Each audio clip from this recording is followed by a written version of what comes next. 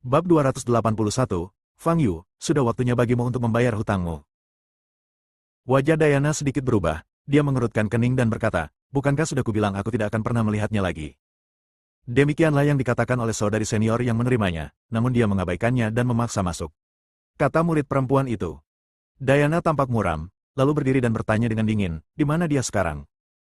Di ruang penerima tamu, jawab murid perempuan itu. Diana menatap Fang Yu dan berkata, Kakak Yu, aku akan mengurus sesuatu dulu dan akan segera kembali. Apakah Anda butuh bantuan? Fang Yu bertanya sambil mengupas kentang. Aku bisa sendiri, kamu makannya jangan terburu-buru. Setelah mengatakan itu, Diana berbalik dan meninggalkan restoran. Di ruang penerima tamu Frost Palace, seorang pria dengan wajah kasar dan pakaian mewah sedang duduk di kursi dengan ekspresi riang. Di belakangnya berdiri dua pria parubaya. Ketika Diana masuk ke ruang tamu, pria itu segera berdiri dan berkata sambil tersenyum, Tuan Istana Diana, sungguh tidak mudah bertemu dengan Anda. Tuan Tien, saya sudah katakan dengan sangat jelas terakhir kali bahwa saya tidak tertarik dengan kerjasama yang Anda usulkan. Anda tidak perlu datang kepada saya lagi. Diana berkata dengan acuh tak acuh. Ekspresi Tien tetap tidak berubah, dan dia berkata, Kepala Istana Diana, tidak perlu bersikap begitu tegas. Kerjasama selalu dicapai melalui negosiasi. Mari kita bicara sebentar, dan tidak akan terlambat untuk membuat keputusan nanti. Istana Es tidak akan bekerja sama dengan keluarga Han, silakan kembali. Diana menolak dengan dingin, tidak memberi Tien kesempatan berbicara. Melihat penampilan Diana, Tien menyipitkan matanya sedikit, mundur selangkah, dan duduk kembali di kursi. Dia menatap Diana dan berkata sambil tersenyum, Kepala Istana Diana, aku sudah jauh-jauh datang ke sini, dan kau malah mengusirku seperti ini. Aku khawatir itu tidak manusiawi, kan? Tatapan Diana menjadi makin dingin melihat perilaku nakal Tien. Tuan Tien, saya sangat menghormati keluarga Han, dan saya juga sangat menghormati Anda. Saya harap Anda juga bisa memberi saya rasa hormat yang sama. Kata Diana.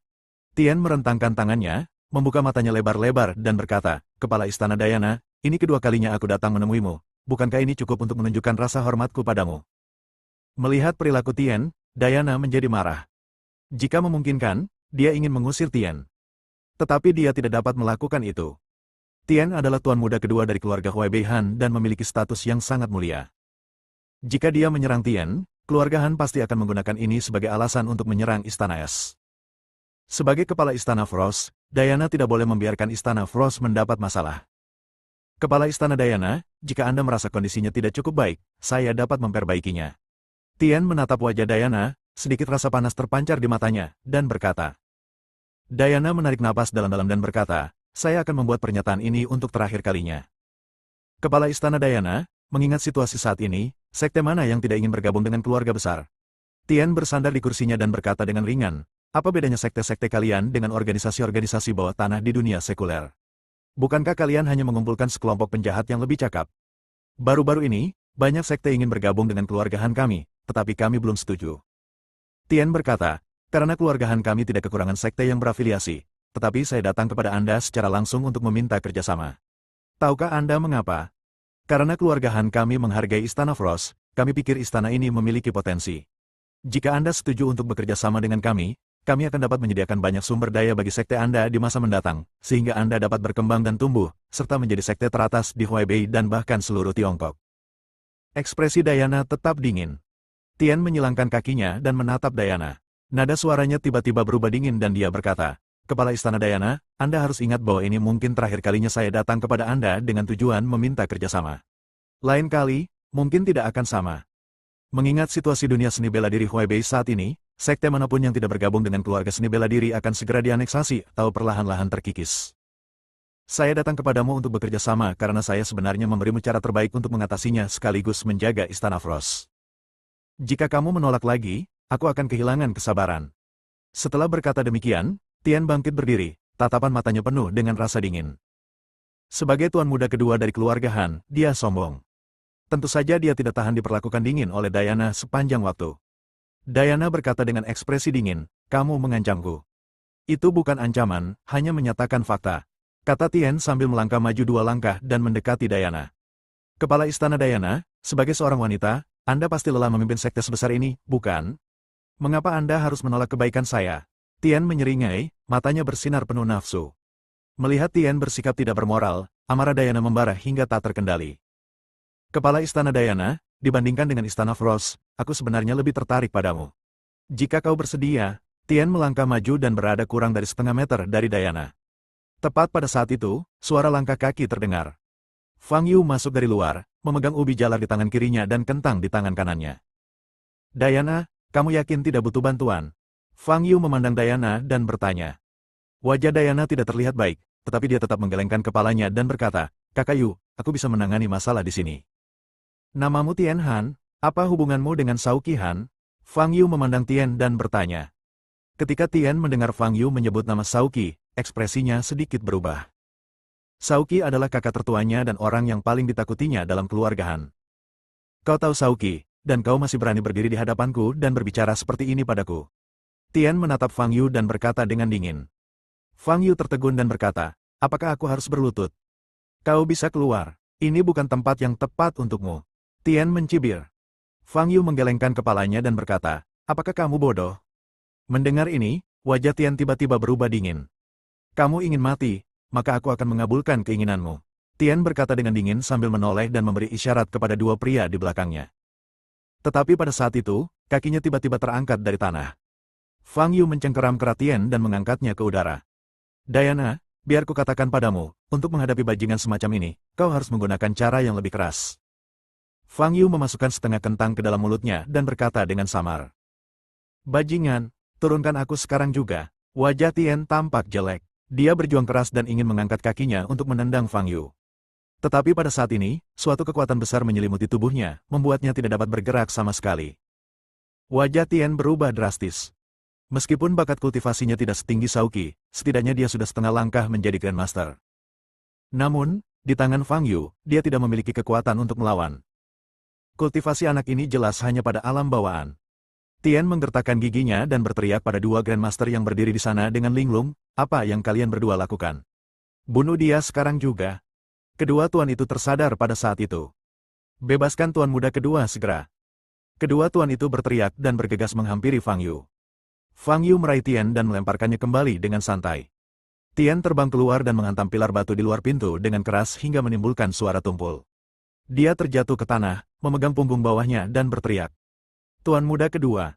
Kedua tuan itu meraung, salah satu dari mereka bergegas menuju Tian, dan yang lainnya bergegas menuju Fang Yu. Cahaya perak menyala di tangannya, dan sebuah bilah pedang muncul. Tian terluka, dan dia punya cukup alasan untuk membunuh Fang Yu. Fang Yu menampakkan ekspresi kosong di wajahnya saat dia menamparkan tuannya yang menyerbu ke arahnya. Sebelum sang guru sempat menyentuh Fang Yu, ia telah dihantam oleh suatu kekuatan besar dan terlempar mundur bagaikan bola meriam. Boom! Sang guru terjatuh ke tanah di luar pintu dan berguling beberapa kali sebelum berhenti, mulutnya penuh darah, dan tidak mampu bangkit lagi. Begitu master lainnya bergegas mendekati Tian, dia merasakan sakit di punggungnya. Ah!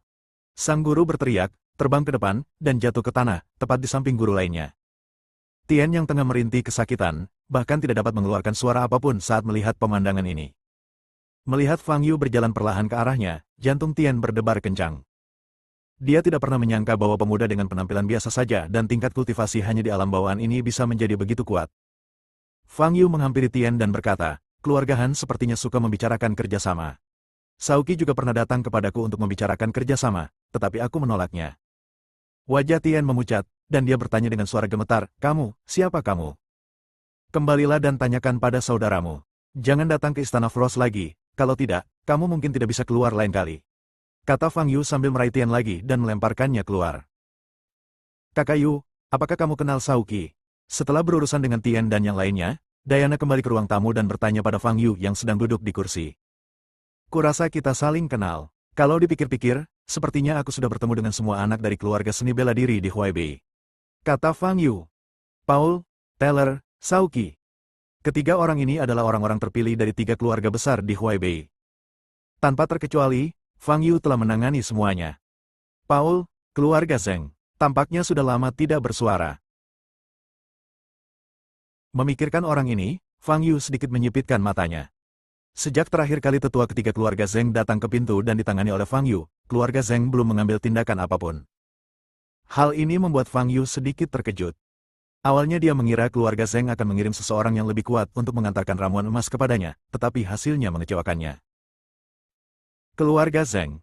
Paul berdiri di atap, menatap pemandangan pegunungan di kejauhan, dengan sedikit kegembiraan di matanya. Semenjak kecelakaan yang menimpa tetua ketiga, keluarga Zheng telah lama bungkam untuk memblokir berita tersebut. Bahkan Paul jarang meninggalkan rumah. Namun baru saja dia menerima pesan. Sang tetua agung telah keluar dari pengasingannya. Dia berhasil menerobos kerana Santo Bela Diri dan menjadi Santo Bela Diri pertama dalam sejarah keluarga Zheng. Asalkan masalah ini terungkap, status keluarga Zheng akan bisa naik beberapa tingkat dan semakin mengukuhkan posisi mereka sebagai keluarga bela diri nomor satu di Huaibei. Mengenai dendam-dendam tersebut, sekaranglah saatnya untuk memahaminya. Siapapun yang berani memprovokasi keluarga Zheng akan membayar harga yang mahal. Fang Yu, sudah waktunya bagimu untuk membayar hutangmu. Mata Paul dipenuhi dengan niat membunuh. Bab 282, ada seseorang di rumah. Istana Frost, lapangan latihan seni bela diri. Fang Yu berdiri tidak jauh dari Diana. Sekitar 100 meter di depan Diana, ada batu besar yang tingginya lebih dari 10 meter. Batu besar ini cukup besar dan beratnya sedikitnya 100 ton. Ini adalah batu besar yang secara khusus digali Fang Yu dari gunung terdekat untuk diuji. Di tempat latihan bela diri, selain Fang Yu dan Diana, hampir 100 murid Istana Frost juga berdiri di belakang, menatap Diana dengan penuh semangat. Apakah kamu siap? Fang Yu memandang Diana dan bertanya. Diana mengangguk pelan dan mengenakan cincin emas gelap halus itu di jari tengah tangan kanannya. Bas! Saat cincin itu dipakai, permukaan cincin yang awalnya kusam langsung bersinar. Diana melirik Fang Yu, lalu berbalik dan menatap batu besar di kejauhan. Lalu, dia mengepalkan tangannya dan meninju batu besar itu. Retakan! Di depan tinjunya, sejumlah besar retakan kecil tiba-tiba muncul, seperti kaca transparan yang pecah. Wow! Para murid di belakang berseru-seru. Boom! Pada saat yang sama, batu besar yang jaraknya 100 meter meledak. Semburan debu beterbangan dan kerikil berserakan di mana-mana. Setelah beberapa detik, debu pun menghilang. Batu besar yang tingginya lebih dari 10 meter dan beratnya ratusan ton itu telah hilang. Sebaliknya, yang ada hanyalah puing-puing. Wow! Murid-murid perempuan di belakang terbelalak lebar mata dan mulut mereka, wajah mereka penuh ketidakpercayaan.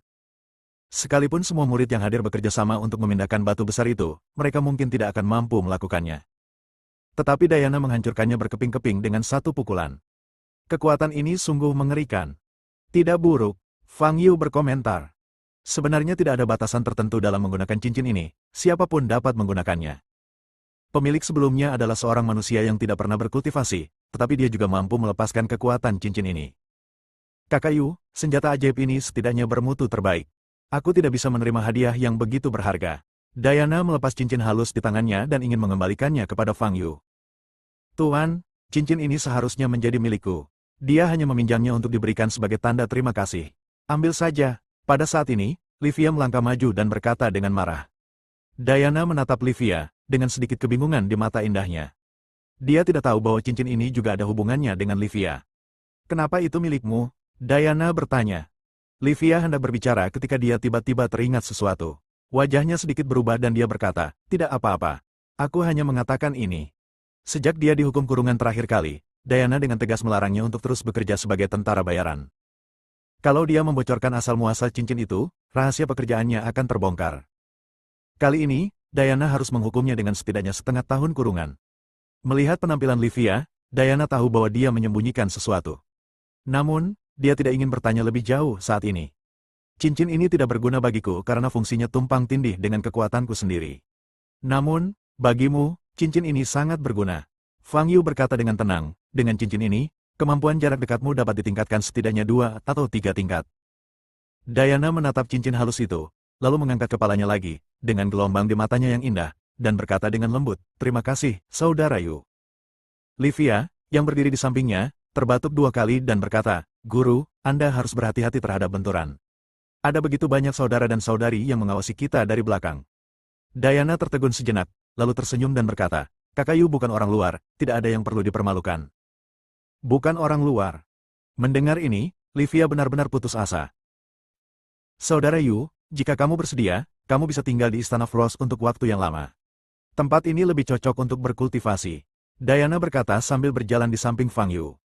Aku masih punya banyak hal yang harus kuurus. Kembalilah saat kau punya waktu. Fang Yu berkata, ngomong-ngomong, lain kali, ingatlah untuk menyiapkan lebih banyak makanan normal, seperti ikan dan daging. Memakan kentang dan ubi jalar dalam waktu lama tidak baik. Diana tersenyum dan berkata, lain kali kamu datang, pastikan untuk memberitahuku terlebih dahulu, dan aku akan menyiapkan makanan khusus untukmu. Ngomong-ngomong, mengapa keluarga Han ingin bekerja sama dengan Istana Frost? Fang Yu tiba-tiba teringat Tian pagi ini dan bertanya. Saat menyebutkan masalah ini, mata Diana menjadi sedikit suram. Yang disebut kerjasama itu sebenarnya adalah menjadikan Istana Suang Han sebagai sekte cabang keluarga Han dan tunduk pada keluarga Han. Ini bukan kerjasama, ini adalah aneksasi yang terselubung. Diana berkata dengan suara yang dalam. Aneksasi? Fang Yu tertegun. Menurut pemahamannya, di dunia kultivasi abadi di masa lalu, sekte tersebut memiliki status tertinggi. Hampir setiap kultivator dengan akar spiritual ingin bergabung dengan sekte yang baik untuk mendapatkan sumber daya untuk berkultivasi. Situasi ini serupa dengan bagaimana siswa di dunia sekuler saat ini ingin masuk ke universitas yang bagus. Pada saat itu, kecuali beberapa keluarga kultivasi abadi dengan warisan budaya mendalam, tidak ada keluarga yang dapat dibandingkan dengan sekte, bahkan keluarga penguasa suatu negara. Namun di dunia seni bela diri saat ini, situasinya tampaknya telah terbalik. Guru saya mengatakan kepada saya bahwa 300 tahun yang lalu, dunia seni bela diri sepenuhnya didominasi oleh sekte-sekte besar. Pada saat itu, tidak ada konsep keluarga seni bela diri. Namun kemudian, pemimpin sekte besar menggunakan posisinya sebagai pemimpin untuk menyediakan banyak sumber daya dalam sekte tersebut kepada keluarganya. Seiring berjalannya waktu, keluarga pemimpin ini berkembang pesat, dan sumber daya kultivasi yang mereka kuasai sebanding dengan sebagian besar sekte, atau bahkan lebih baik. Lalu, apa yang telah dilakukan oleh pemimpin sekte itu terbongkar. Namun saat ini, tidak ada seorang pun di sekte itu yang dapat melakukan apapun kepadanya, karena keluarga di belakangnya sudah memiliki cukup sumber daya untuk mendukung dan melindunginya. Peristiwa ini berdampak besar pada dunia seni bela diri. Sejak saat itu, banyak orang berpangkat tinggi di berbagai sekte mulai mengikuti contoh pemimpin dan menggunakan sumber daya sekte untuk menghidupi keluarga mereka. Tren ini tidak dapat dibendung. Seiring berjalannya waktu, kekuatan sekte semakin melemah, sementara kekuatan keluarga seni bela diri utama justru meningkat pesat. Tidak hanya di Huaibei, tetapi sekarang di seluruh dunia seni bela diri Tiongkok, keluarga seni bela diri memiliki keunggulan. Hanya di beberapa area keduanya berimbang. Sebelum insiden lembah abadi yang runtuh, sekte dan keluarga di Huaibei memiliki kekuatan yang seimbang. Diana berhenti sejenak dan berkata, tapi sekarang, situasinya telah menjadi sepihak. Selama 9 hari ini, banyak sekte mengambil inisiatif untuk bergabung dengan keluarga seni bela diri besar untuk menghentikan kerugian. Jika kita tidak menyerah, keluarga-keluarga seni bela diri itu akan mengambil tindakan terhadap sekte kita. Apakah asosiasi seni bela diri itu tidak peduli dengan hal semacam ini? Fang Yu mengangkat alisnya dan bertanya. Mereka tidak akan mengambil tindakan langsung, tetapi mereka akan menggunakan berbagai cara untuk mengekang perkembangan sekte tersebut. Misalnya, mereka akan secara paksa memutuskan hubungan kerjasama antara sekte dan keluarga sekuler, memutus sumber keuangan sekte tersebut sekaligus. Atau mereka mungkin menghasut emosi para pengikut di sekte tersebut dan membuat mereka meninggalkan sekte tersebut. Ada banyak cara. Diana mengerutkan kening dan berkata, perkumpulan bela diri tidak akan ikut campur dalam masalah seperti itu. Karena sebagian besar dana operasional perkumpulan bela diri disponsori oleh keluarga-keluarga besar seni bela diri, dan keduanya berada di garis depan yang sama. Mendengar apa yang Anda katakan, tampaknya situasi sekte tersebut tidak optimis. Kata Fang Yu. Ya, nada bicara Diana agak rendah. Saat ini dia hanya berusaha bertahan dan belum menemukan solusi. Kalau begitu, bekerja sama dengan keluarga seni bela diri adalah satu-satunya cara, kan? Fang Yu bertanya. Diana menggelengkan kepalanya dan berkata, jika kita bekerja sama dengan keluarga seni bela diri ini, kita akan segera kehilangan kendali atas sekte ini dan menjadi alat mereka. Tuan telah menyerahkan jabatan kepala sekolah kepadaku, dan aku harus bertanggung jawab atas Istana Frost sampai akhir. Oke. Melihat tekad di mata Diana, Fang Yu mengangguk. Situasi Diana sangat mirip dengan saat ia pertama kali mengambil alih sekte Tiadao. Tekad Diana membuatnya merasa sangat lega. Sebagai kepala sekte, Anda harus mengemban seluruh sekte di pundak Anda dan bertanggung jawab atas setiap murid di sekte Tiadao. Apa yang Fang Yu gagal lakukan di awal, kini ia berharap Diana dapat melakukannya. Jika kamu butuh bantuan, kamu bisa datang kepadaku kapan saja. Fang Yu berkata pada Diana. Ya, Diana mengangguk. Diana meminta Livia untuk tinggal di sekte untuk berlatih, jadi Fang Yu kembali ke Nandu sendirian. Ketika Fang Yu kembali ke apartemen Livia, dia mengerutkan kening begitu dia membuka pintu. Lantai di rumah bersih dan berbagai perabotan tertata rapi.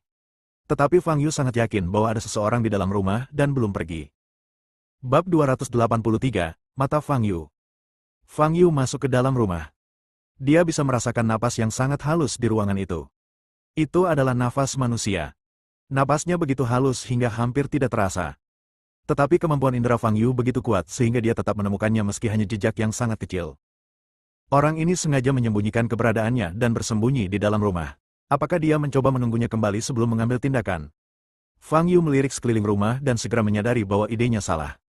Pada saat itu, tidak ada seorang pun di dalam rumah. Dan napas halus itu mungkin tidak dikeluarkan oleh tubuh manusia, tetapi jenis keberadaan seperti manusia yang lain. Roh. Ini adalah mantra yang hanya bisa dikuasai oleh penyihir. Penyihir. Fang Yu teringat pada orang-orang yang disebut pemesan yang ditemuinya di awal. Mereka adalah penyihir, sekarang disebut magi. Mereka lagi. Fang Yu mendesah tak berdaya. Seperti yang dikatakan Luan sebelumnya, organisasi yang terdiri dari para penyihir ini benar-benar gigih. Fang Yu menempelkan jari telunjuk dan jari tengah tangan kanannya, menempelkannya di dahinya dan memejamkan matanya. 2 detik kemudian, dia membuka matanya lagi, dengan cahaya merah menyala di pupilnya. Kalau diperhatikan lebih teliti, terlihat beberapa tanda putih muncul di pupil matanya dan berputar. Sepasang mata yang dimiliki Fang Yu saat ini diperolehnya dari seorang Taois tua yang aneh lebih dari 2000 tahun yang lalu. Saat itu, Fang Yu tinggal di sebuah desa kecil biasa. Orang tua itu adalah orang luar dan tiba-tiba muncul di hadapan semua orang. Setiap hari setelah itu, ia akan duduk di atas batu di pintu masuk desa, dan setiap kali ada orang lewat, ia akan memaksa mereka untuk datang dan mengobrol. Dia mengaku sebagai utusan neraka dan sering berbicara liar. Dia mengulang kata-kata ini hampir setiap hari, seperti jika hukum mengizinkan, dia bisa menghancurkan seluruh dunia kultivasi abadi. Dunia ini tidak bisa menjebaknya, dan dia akhirnya akan menghancurkan hukum. Seiring berjalannya waktu, semua orang mengira lelaki tua itu adalah orang gila, bahkan banyak orang yang enggan berjalan di sepanjang jalan masuk desa, karena takut diseret oleh lelaki tua itu untuk mengobrol. Hingga suatu hari, Fang Yu melewati pintu masuk desa dan secara paksa diseret ke sebuah batu di dekatnya oleh seorang lelaki tua. Keduanya mengobrol dengan penuh semangat, seolah-olah mereka baru bertemu terlambat. Fang Yu tidak membantah ucapan gila lelaki tua itu, tetapi hanya mendengarkan dengan tenang, dan bahkan menyatakan persetujuannya dari waktu ke waktu. Hal itu membuat lelaki tua itu sangat gembira, dan dia menjadi semakin bersemangat saat berbicara. Kemudian, lelaki tua itu bahkan mengatakan bahwa dia sendiri telah membunuh seekor naga. Namun Fang Yu tetap tidak mengajukan pertanyaan apapun, sebaliknya dia bertanya kepadanya jenis pisau apa yang lebih cocok untuk membunuh naga.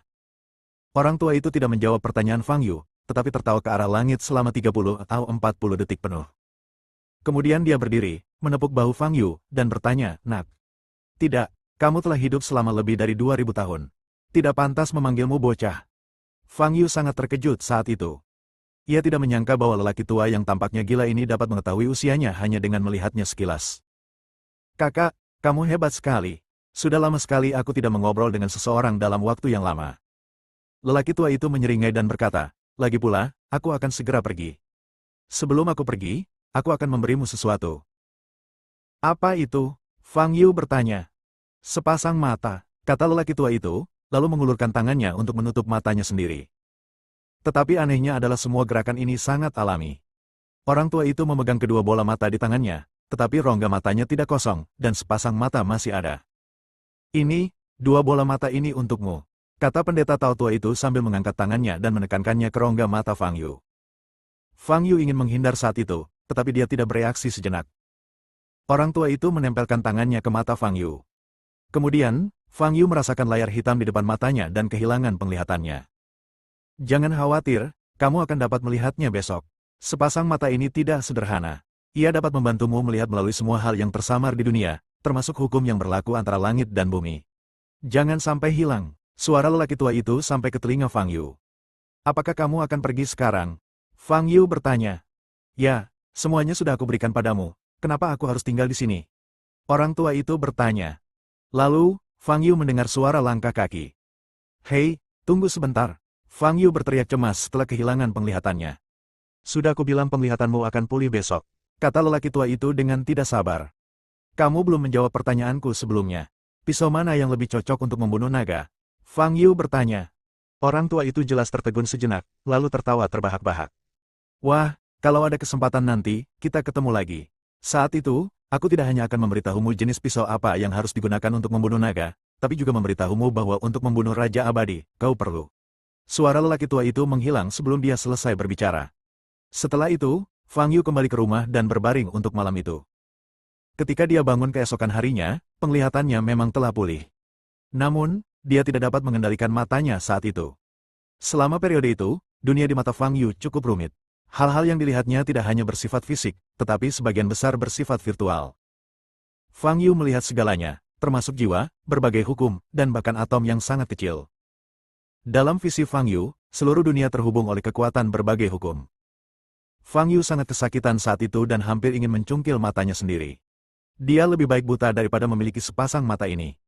Namun kemudian, ia secara bertahap menguasai penggunaan mata tersebut dan mampu menonaktifkannya saat tidak diperlukan. Selama proses inilah Fang Yu menemukan kekuatan sesungguhnya dari mata ini. Sama seperti sekarang. Setelah mengaktifkan kacamatanya, Fang Yu melihat sekeliling lagi dan segera melihat Ro berdiri di belakang sofa di ruang tamu. Dalam penglihatan Fang Yu, bentuknya mirip dengan tubuh manusia. Ia hanya berdiri di sana, menatap Fang Yu. Bagi sang penyihir, ini adalah kamera pengintai tak kasat mata yang dapat melacak. Fang Yu melangkah maju, menatap Ro itu, dan melambaikan tangannya. Halo. Huai Bei, lokasi tersembunyi. Boom. Seorang pria parubaya tiba-tiba berdiri, lalu menjatuhkan meja di depannya. Bagaimana mungkin? Lelaki itu menjadi pucat dan bergumam pada dirinya sendiri. Ada apa? Seorang gadis yang tampaknya baru berusia 13 atau 14 tahun masuk dari luar pintu dan bertanya sambil mengerutkan kening. Semangatku telah ditemukan oleh Fang Yu, kata pria itu dengan ngeri. Bahkan jika kamu ketahuan, tidak perlu bereaksi sekuat itu, kan? Fang Yu ini adalah target level SSS. Wajar jika dia sedikit lebih kuat, kan? Kata gadis itu. Dia tidak hanya menemukan, dia tampaknya mampu melihat jiwaku sepenuhnya. Kata lelaki itu dengan keringat di dahinya. Melihat rohmu, itu tidak mungkin. Roh itu sendiri adalah sesuatu yang tidak ada. Itu hanya seberkas kekuatan mental. Wajar bagi Fang Yu untuk merasakan seberkas kekuatan mental ini, tetapi dia tidak dapat melihatnya. Gadis itu berkata sambil mengerutkan kening. Dia hanya melambaikan tangan ke arah rohku dan menyapaku. Matanya menatapku langsung. Rasanya seperti aku berdiri di depannya. Kata pria itu. Melihat lelaki itu begitu ketakutan, gadis itu menyipitkan matanya dan berkata, kalau begitu, cobalah berkomunikasi dengannya dan dengarkan apa yang dikatakannya. Boom! Pada saat ini, terdengar suara tamparan keras. Pria itu dipukul di pipi dan jatuh ke tanah. Dia menutupi wajahnya yang bengkak dengan tangannya, matanya dipenuhi dengan kengerian dan ketakutan yang tak berujung. Dia mampu melukai tubuh asliku melalui telekinesis yang aku pancarkan. Situasi ini benar-benar di luar tingkat pemahamannya. Gadis itu menatap laki-laki itu dengan tatapan serius. Bisakah seseorang melihat roh dan menggunakan kekuatan roh untuk menyakiti tubuh aslinya? Metode macam apa ini? Di dunia ini, mungkin hanya mentor gadis itu, penyihir bintang 6 yang diakui sebagai yang terkuat di Tiongkok, yang dapat melakukan operasi serupa, bukan? Target tingkat SSS memang lebih kuat dari yang saya bayangkan. Gadis itu memikirkannya, lalu mengeluarkan telepon seluler dari sakunya dan menelepon. Setelah Fang Yu menamparkan roh di depannya, dia duduk di sofa dan menatap meja kopi di depannya. Dia mungkin tidak menggunakan mata ini selama lebih dari 1000 tahun. Saya tidak terbiasa menggunakannya sekarang. Saya sudah lama tidak menggunakannya, saya tidak tahu apakah saya masih bisa mengendalikannya. Memikirkan hal ini, Fang Yu menatap cangkir di atas meja kopi di depannya. Cangkir ini milik Livia, dan ada sendok besi di dalam cangkir tersebut. Fang Yu menatap cangkir itu, dan tanda di pupil matanya berputar perlahan. Cangkir itu perlahan terangkat ke udara. Lalu, tiba-tiba menghilang. Tidak ada pecahan yang jatuh. Seluruh cangkir, bersama dengan sendok besi di dalamnya, langsung hancur menjadi partikel-partikel yang sama sekali tidak terlihat oleh mata telanjang. Bab 284, nilai 0 di ujian masuk perguruan tinggi. Tidak buruk. Cahaya merah menyala di mata Fang Yu, dan rune yang berputar di pupilnya tiba-tiba berubah arah. Cangkir dan sendok besi menghilang di udara, lalu disusun kembali menjadi partikel satu persatu dan jatuh kembali ke atas meja. Setelah itu, Fang Yu menutup matanya. Ketika aku membuka mataku lagi, mataku telah kembali ke keadaan normal. Lebih baik tidak terlalu sering menggunakan mata ini. Mata ini membuat segalanya jadi membosankan. Fang Yu menggelengkan kepalanya dan berkata pada dirinya sendiri. Keesokan harinya, tanggal 25 Juni. Ini adalah hari yang paling menegangkan bagi setiap lulusan sekolah menengah atas di Tiongkok. Pada hari ini, hasil ujian masuk perguruan tinggi akan diumumkan. Hasil belajar keras selama 3 tahun dapat terlihat hari ini. Kota Jianghai, keluarga Tang. Clara bangun pagi-pagi dan duduk di depan komputer, siap untuk masuk ke situs web dan memeriksa hasil ujian masuk perguruan tinggi. Seperti biasa, hasil ujian masuk perguruan tinggi akan diumumkan pukul 10 pagi. Tangan Clara gemetar karena gugup. Zaki kebetulan sedang berlibur dan duduk di sebelahnya. Dia berkata, Clara, jangan terlalu gugup. Berdasarkan pengalamanku, hasilnya biasanya jauh lebih tinggi dari ekspektasi psikologismu. Clara menggigit bibirnya dan berkata, aku tidak ingin gugup, tetapi aku gugup. Aku takut jika aku tidak lulus ujian Universitas Nandu, maka aku akan hancur. Nilai kelulusan untuk Universitas Nandu tahun ini seharusnya sekitar 660. Selama Anda berprestasi seperti biasa, seharusnya tidak ada masalah besar, kata Zaki. Ujian matematika di ujian masuk perguruan tinggi terlalu sulit. Aku sudah menebak jawaban dari 2 pertanyaan besar terakhir, kata Clara. Ujiannya sudah lama sekali, sudah bisa dipastikan, tinggal tunggu hasilnya saja. Zaki menghiburnya. Waktu terus berlalu menit demi menit, semakin mendekati pukul 10. Seperti Clara, banyak sekali siswa yang duduk di depan komputer mereka, menunggu untuk memeriksa hasil ujian masuk perguruan tinggi mereka. Tak lama kemudian, momen ini pun tiba. Clara segera memasukkan nomor tiket masuk dan nomor identitasnya untuk memeriksa hasilnya. Saat halaman web itu muncul, Clara menutup matanya dan tidak berani melihat. Haha, sudah kubilang tidak apa-apa. Zaki menepuk bahunya dan berkata sambil tersenyum.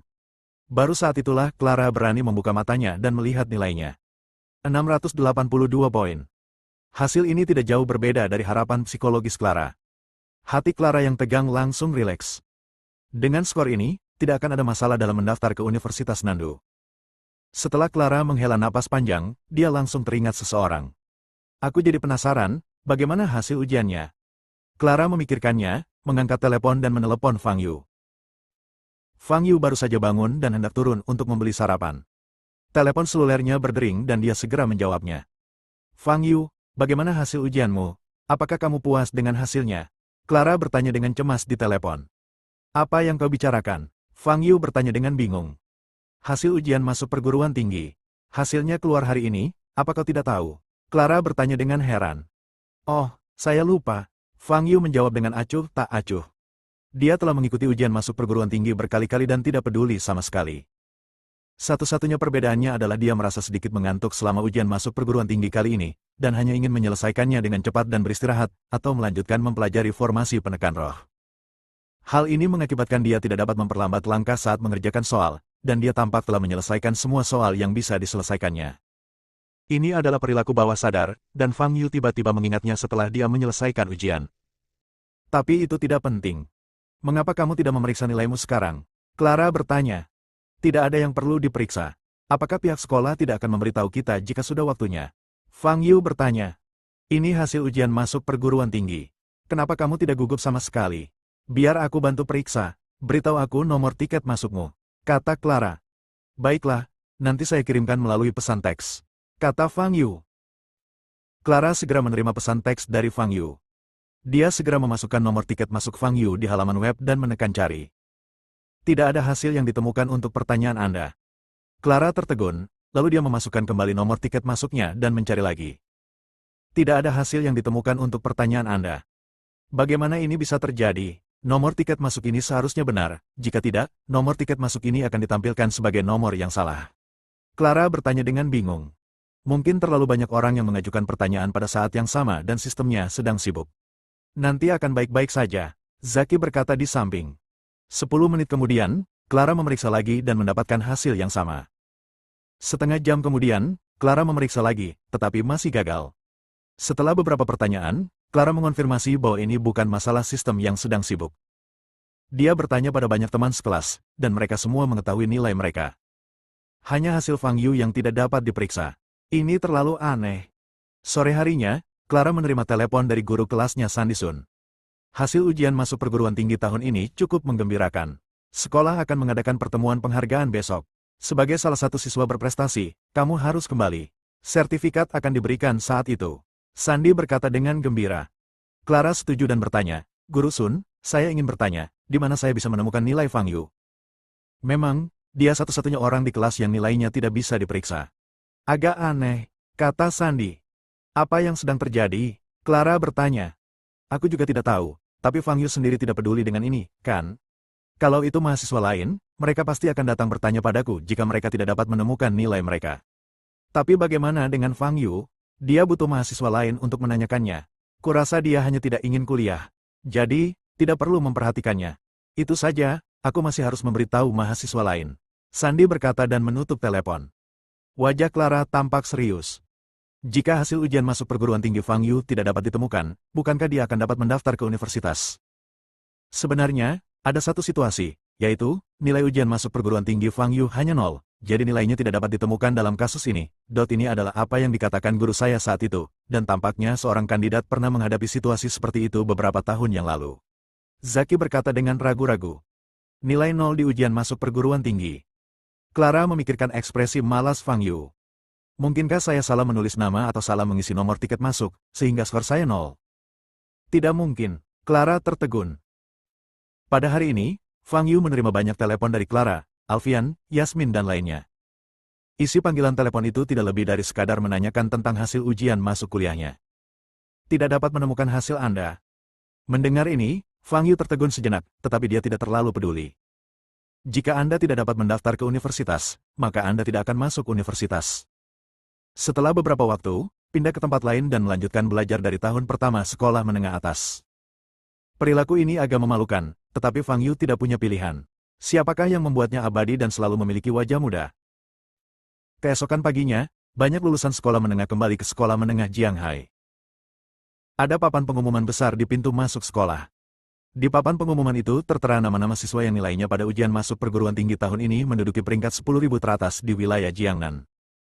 Banyak siswa berkerumun di depan papan pengumuman, mendongak dan mengamati nama-nama yang tertera di sana. Sebagian besar siswa melihat nama yang tertera di atas. Orang ini adalah peraih nilai tertinggi di sekolah pada ujian masuk perguruan tinggi tahun ini. Ronald dari kelas kunci.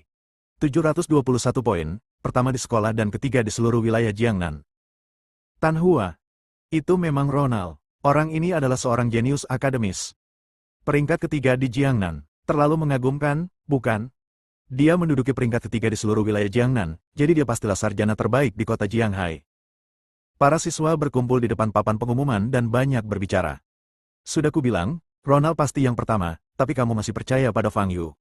Bukankah orang itu baru saja berhasil dalam ujian tiruan? Ujian masuk perguruan tinggi adalah ujian yang sebenarnya.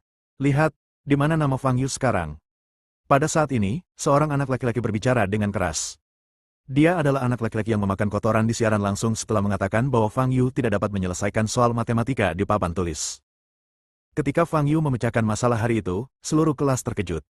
Dia dan anak laki-laki lain yang sedang buang air besar terbalik ditampar wajahnya, karena merasa malu. Dia menyimpan dendam sejak saat itu. Sekarang dia melihat nama Fang Yu tidak ada di papan pengumuman, dia merasa sangat senang. Arogan.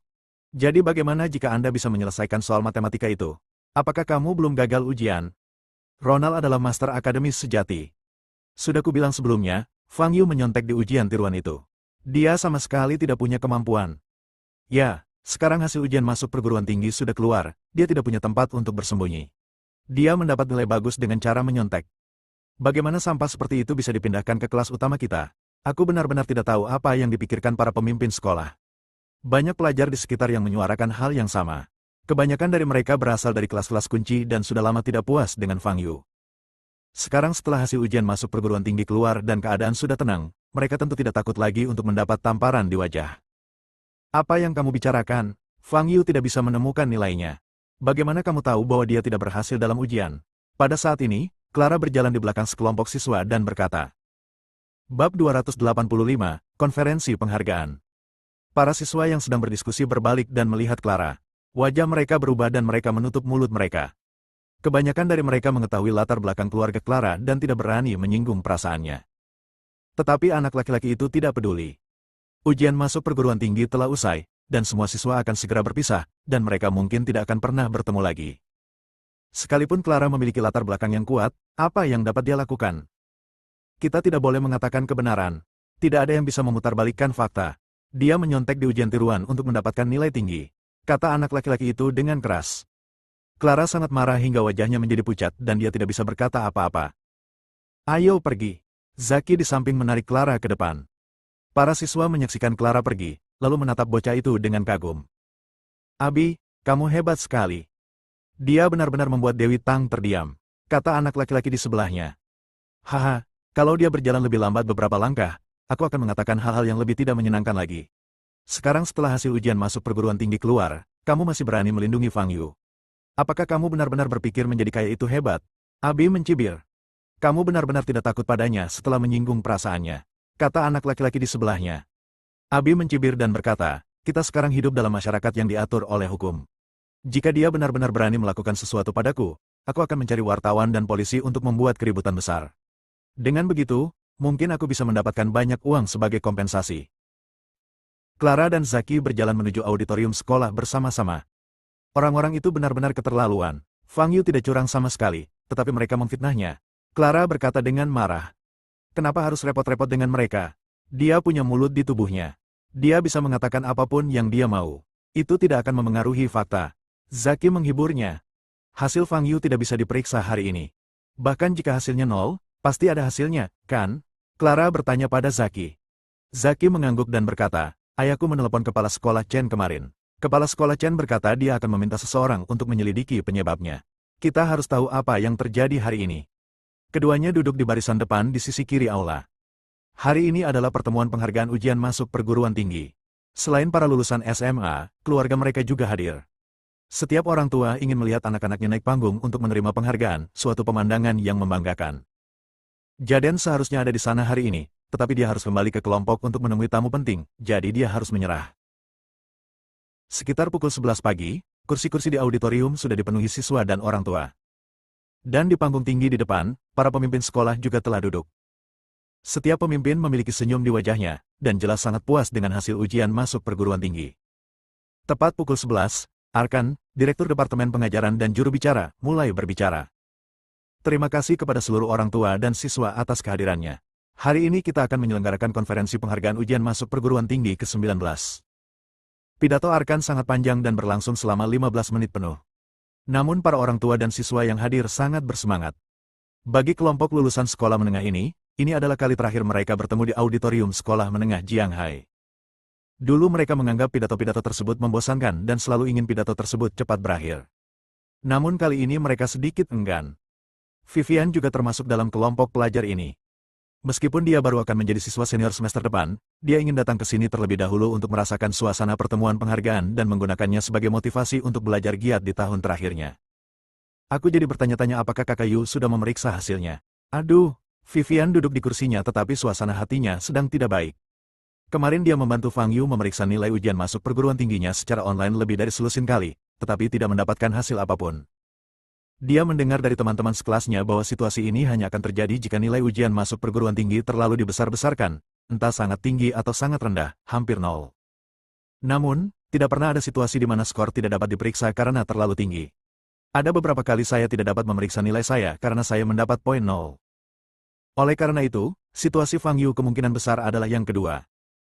Meskipun aku tidak mendengar emosi yang berbeda dalam nada bicara Fang Yu saat aku meneleponnya. Tetapi Vivian tahu bahwa Fang Yu pasti merasa sangat tidak nyaman, tetapi dia tidak menunjukkannya. Bagi setiap lulusan sekolah menengah atas, hasil ujian masuk perguruan tinggi sangatlah penting. Ini tidak hanya menentukan perkembangan masa depan, tetapi juga merupakan hasil kerja keras selama 3 tahun. Setelah bekerja keras selama 3 tahun di sekolah menengah, pada akhirnya saya hanya mendapat nilai nol. Kebanyakan orang tidak bisa menerima hal seperti itu. Alhamdulillah, itu cuma kesalahan sistem. Kakak Fang Yu pasti tidak mendapat nilai nol, tapi nilai ideal. Vivian duduk di kursinya, menangkupkan kedua tangannya, memejamkan mata dan berdoa. Setelah Arkan menyelesaikan pidatonya, Wakil Presiden dan Kepala Sekolah masing-masing berbicara. Setelah para pemimpin menyelesaikan pidato mereka, lebih dari 1 jam telah berlalu. Pada saat ini, Arkan berdiri dengan selembar kertas putih di tangannya. Baiklah, sekarang saya akan membacakan ringkasan hasil ujian masuk perguruan tinggi SMP Jianghai. Begitu kata-kata ini diucapkan, tepuk tangan meriah dari para hadirin. Puncak acara akhirnya tiba. Kami telah mengatakan sebelumnya bahwa hasil ujian masuk perguruan tinggi tahun ini adalah yang terbaik di sekolah menengah Jianghai dalam beberapa tahun terakhir. Seberapa bagus hasilnya? Di kelas senior dan kelas ulangan, total 1.212 orang mengikuti ujian masuk perguruan tinggi. Di antara mereka, ada sebanyak 572 siswa yang berhasil mencapai garis finish. Persentase poinnya adalah 47%. Rasio ini termasuk yang teratas di antara banyak sekolah menengah di Jiangnan. Dan jumlah orang yang nilainya di atas standar sarjana mencapai 1.123. Persentase sarjana adalah 93%. Hasil ujian masuk perguruan tinggi tahun ini adalah yang terbaik sepanjang sejarah. Ini juga menunjukkan bahwa pekerjaan mengajar kita sangat berhasil. Arkan berkata dengan nada bersemangat, selanjutnya, kami akan mengumumkan siswa dengan hasil ujian masuk perguruan tinggi terbaik yang akan naik ke panggung untuk menerima penghargaan. Siswa berprestasi ini akan dapat menerima beasiswa yang disponsori oleh berbagai direktur sekolah, yang dibagi menjadi 3 tingkat. 800 siswa terbaik di wilayah Jiangnan akan menerima hadiah ketiga dan beasiswa sebesar 10.000 yuan. 300 siswa terbaik akan menerima hadiah kedua dan beasiswa sebesar 20.000 yuan. Dan 100 siswa terbaik akan menerima hadiah pertama dan beasiswa sebesar 30.000 yuan. Saat Arkan berbicara, terdengar tepuk tangan meriah dari para hadirin. Sekarang, kami akan mulai mengumumkan nama-nama siswa yang memenangkan hadiah ketiga. Bagi siswa yang mendengar namanya, silakan segera naik ke panggung untuk menerima penghargaan. Arkan berkata sambil melihat daftar di tangannya.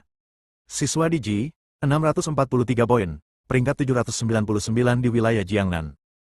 Siswa Liu, 645 poin, peringkat 792 di wilayah Jiangnan. Siswa Faiz, 652 poin, peringkat di wilayah Jiangnan. Arkan membacakan nama-nama itu satu persatu. Siswa yang namanya dipanggil berdiri dan berjalan menuju podium dengan senyum di wajahnya. Bagi mereka, ini adalah momen mulia dalam hidup mereka. Dengan begitu banyak orang tua siswa yang hadir, rasa bangga di hati mereka saat melihat siswanya naik panggung untuk menerima penghargaan terlihat jelas. Tak lama kemudian, nama-nama siswa yang meraih juara ketiga dan kedua dibacakan. Sudah ada lebih dari 40 siswa yang berdiri di peron. Sorotan terakhir adalah siswa yang memenangkan hadiah pertama. Para pelajar ini, yang menduduki peringkat 100 teratas di wilayah Jiangnan, adalah master akademis sejati. Masing-masing dari mereka dapat berkuliah di universitas ternama di China dan masa depan mereka tidak terbatas. Ada 8 siswa yang dapat menerima beasiswa kelas 1, semuanya dari kelas-kelas utama. Arkan berhenti sejenak dan berkata, sekarang, saya akan mulai membacakan nama-nama siswa pemenang penghargaan. Para penonton terdiam. Semua orang ingin melihat orang hebat mana yang akan mendapatkan beasiswa kelas 1. Siswa Noah, 669 poin, peringkat ke-97 di wilayah Jiangnan. Terdengar tepuk tangan meriah dari para penonton, dan seorang anak laki-laki berdiri dan berjalan menuju panggung. Siswa Adin, 673 poin, peringkat ke-81 di wilayah Jiangnan. Terdengar tepuk tangan meriah lagi. Setiap kali Arkan membacakan sebuah nama, akan ada tepuk tangan meriah dari para penonton. Hal ini membuat banyak siswa SMA yang hadir bersemangat. Inilah kesuksesan yang sesungguhnya. Sungguh suatu kehormatan untuk naik panggung dan menerima penghargaan di hadapan banyak orang. Wajah cantik Vivian memerah karena kegembiraan, dan dia berpikir dalam hatinya, tahun depan, aku juga harus naik panggung untuk menerima penghargaan dan membuat ibuku bangga padaku. Namun, saat dia melihat satu demi satu siswa berjalan ke atas panggung, Vivian teringat Fang Yu lagi dan merasa sedikit tidak nyaman. Dengan kemampuan saudara Fang Yu, jika tidak terjadi apa-apa, dia pasti bisa naik panggung untuk menerima penghargaan. Bersambung.